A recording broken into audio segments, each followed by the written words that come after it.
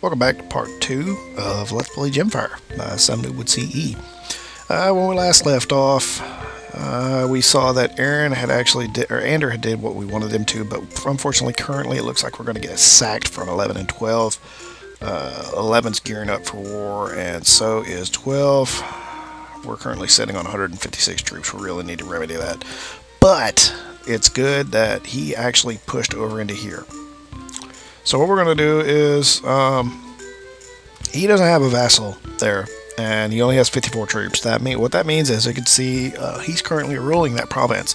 That's what the flag means. So what that means is his stats are cut in half on this province, because he's directly controlling it, and he's spreading his influence out. So now that he has cut himself in half, we're going to sack that province. In the meantime, I am going to hire half troops here, so that'll push me up. That way he won't be hitting me. And continue working here. And we're going to send in Roland to attack with half his troops. We're going to send in Zendor. That'll be my wizard. And you always want to attack with 5 days of food, so we're going to hit him with 5 days of food, and we're going to attack. And let's see what he does. He's going to defend. And he's got a unit of orcs. This will be a slaughter. Alright, so here's what we want to do. Really, we wanted to hold back on all our troops. And we want to try to wipe out as many of his actual forces as we can. What you're seeing here is the battle screen. And what this is when it's my turn, I'll go over it.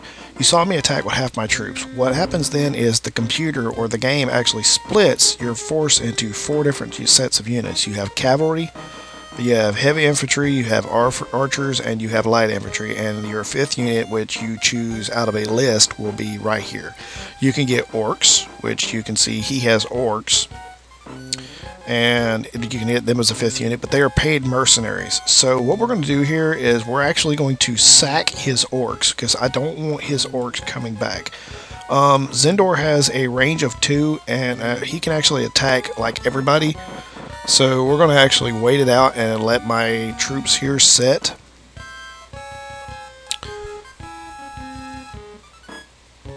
And all we're going to do is I'm going for just casualties. I'm going to wipe out everything that I possibly can here, which is going to really put a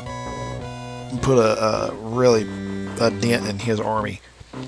I want him to be able to retreat with as little as possible. Now, we're going to play the part of the game I call dodgeball. And that is, I know his troops are going to go for the flag. So what I'm going to do here is I'm going to spread my troops out and leave one guy on leave my flag force sitting there, and everybody else is just going to spread out because I don't want his troops doing any damage here. Alright, now with Zendor on the other hand, I'm going to move him up. I don't know if I can get an attack off of him. I need to start working on these orcs. So what we're going to do is we're going to work on these orcs some. And I want to flank attack them with my wizard. Flank attacks do twice as much damage. Rear attacks do 4 times as much damage. And with a wizard, that's really a lot of damage being done. And you can see it cut him in half. But it also damaged my wizard. Reason being is because your wizard is more like a spell that's cast on the field. And using him depletes his energy.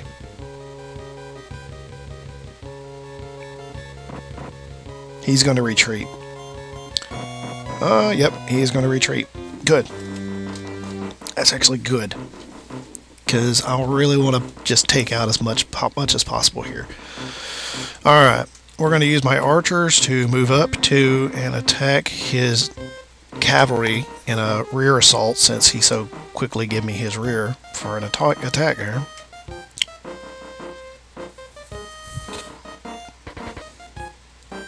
Didn't do a lot of damage, but it's okay. It's wearing him down. Everybody else is just going to stay put and start moving, or stay put or move forward. And let's see. Wizard, I want you to move up, because you're going to continue to work on those orcs.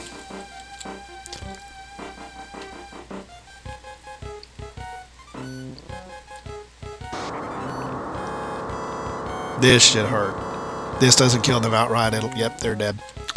Alright, now he might flee. He might try to retreat here. We'll see. Nope.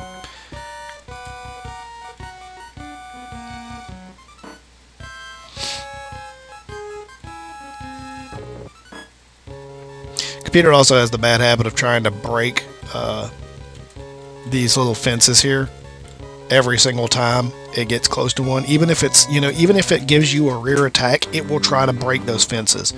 It's bad AI. So we're going to continue to pound away here. He is almost dead. I'm going to use my wizard to wipe out his archers, which are sitting on the flag. It won't cause me to have victory because I got to move a troop onto the flag, but it will cause him to shift his troops a little bit, which is what I want. And honestly, in this kind of scenario, you really want to just use your ranged attack units and try to keep everybody else alive, because you don't want to take a lot of damage. Now this is going to be a massacre. Yeah, he did 1 point of damage to me and I killed off his cavalry. Alright, now, as I was saying, you really want to keep your melee troops alive as much as possible, simply because the more troops that I come out of this with, the better. And we're going to do just as much damage as we possibly can to him. And because when he retreats, he might take all the troops. He's going to take all the troops he's got, simply because he's not directly controlling this province.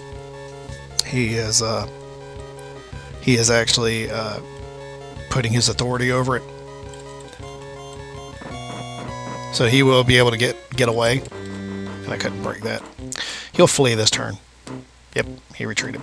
And he'll be able to retreat with 13 heavy knights, which will be 13 troops in his new province. And in Erin, we took one Dunmore. Okay, now, we took a province. And we got since we were building that up, we got a positive buff, which that actually increases your protection. Okay, now, went directly to our leader, and we're going to change the lord on 3, because we need to put a lord there. So we're a vassal on that province. So we're going to put Pender in charge. And we are actually just going to work on cultivation. Alright, Roland is over here. And we're going to continue to, start building up this province. That way it can become a reasonable place to live. We're actually in the lead, except for I think we're in second place right now. Looks like, yeah, looks like second place.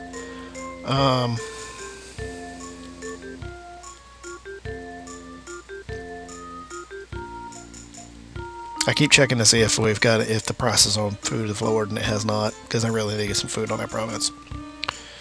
Alright. Which, that's what my filler province is going to be.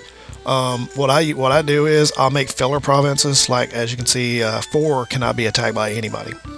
So what I'll do is I'll make it a filler province, or a buffer province. What buffer and filler provinces are good for is I can use them to gather supplies out of them, and actually use them to fill other places like 1. It's not doing so well with agriculture and protection.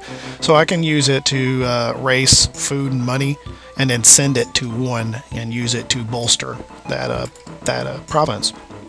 And that's actually going to be part 2 right there, guys. Part 2, we are in year 1, and it is summertime. As you can hear by the music. This game had a really good music. And that's it. Be back for fall after I take a break, and we'll finish year 1 today. So that's it. SomeNoobWithCE signing out. See you part 3.